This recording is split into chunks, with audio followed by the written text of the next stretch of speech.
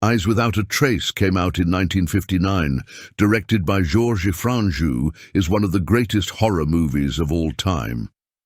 This film is a subtle and highly sophisticated attack on Nazism. A surgeon is consumed by guilt after he performs a surgery on his daughter that leaves her disfigured.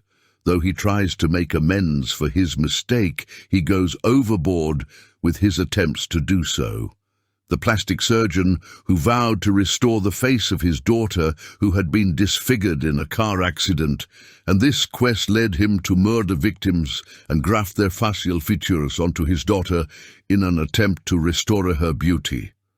Dr. Genesier, along with accomplice and laboratory assistant Louisa, kidnaps young women and brings them to the Genesier mansion. After rendering his victims unconscious, Dr. Genesier removes their faces and attempts to graft them onto Christiane's. The film culminates in Christiane murdering Louise and freeing the captive dogs that soon murder Genesier before walking away from her deceased oppressors. Eyes Without a Face is a magnificent piece of cinema, shrouded in moody atmospherics. Watch if you dare. The Peeping came out in 1960, directed by Michael Powell. Certain elements of this film are scandalous after all. The hero is a serial killer, and although punished by death, remains a likable young man with a problem. He is attracted to young woman, and he becomes obsessed by the need to film her, then kills her. His himself is a victim of his father's experiments to understand Phi by creating it in his son, then filming the child's hysteria reactions. The child now as an adult does the same by instilling the fear into the women he films, then kills. As a grown man, Mark becomes a compulsive murderer who kills women and records their contorted features and dying gasps on film. His ongoing project is a documentary on fear. With camera in hand, he accompanies a prostitute to her room and stabs her with a blade concealed in his tripod, all the while photographing her contorted face in the throes of terror and death. Alone in his room, he surrounds himself with the sights and sounds. The police would eventually come to his house, and Mark realizes he is cornered. As he planned from the very beginning, he impales himself on the knife with the camera running, providing the finale for his documentary. Watch if you dare. Psycho came out in 1960, directed by Alfred Hitchcock. This masterpiece of a movie had over the years been discussed, dissected, and imitated. Phoenix office worker Marion Crane is fed up with the way life has treated her. She has to meet her lover Sam in lunch breaks, and they cannot get married because Sam has to give most of his money away in alimony. One Friday, Marion is trusted to bank $40,000 by her employer. Seeing the opportunity to take the money and start a new life, Marion leaves town and heads towards Sam's California store. Tired after the long drive and caught in a storm, she gets off the main highway and pulls into the Bates Motel. The motel is managed by a quiet young man called Norman, who seems to be dominated by his mother. You will need to watch the movie to find out the rest, but the film ends with the famous shot of Norman or Mother, a blanket wrapped around her shoulders.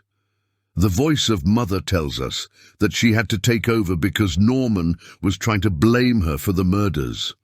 A fly lands on Norman's hand, and Mother tells us she is not going to swat it away.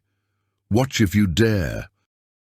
Mask of the Demon came out in 1960 and directed by Mario Bava. In 1630s, Moldavia Asa Vajda, a vampiric witch, and her paramour Javutic are sentenced to death for sorcery by Asa's brother Griabi. Asa vows revenge and puts a curse on Griabi's descendants. Bronze masks with sharp spikes on the inside are placed over Asa and Javutic's faces and hammered into their flesh, but a sudden storm prevents the villagers from burning them at the stake. While being burnt at the stake, the witch Asa Vajda vows to enact revenge on her descendants. Hundreds of years later, Asa returns to life and immediately raises her henchmen from the dead, ready to keep her promise. The film is about a woman of darkness and her mate who were executed for witchcraft 2 centuries before the Napoleonic period of European history.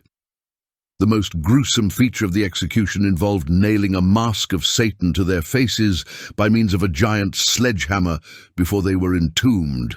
By accident, 200 years later, a doctor and his assistant, while journeying through the region by coach on a dark, stormy night filled with eerie, devilish sounds, the doctor removes the mask from Princess Asavaida's supposed corpse.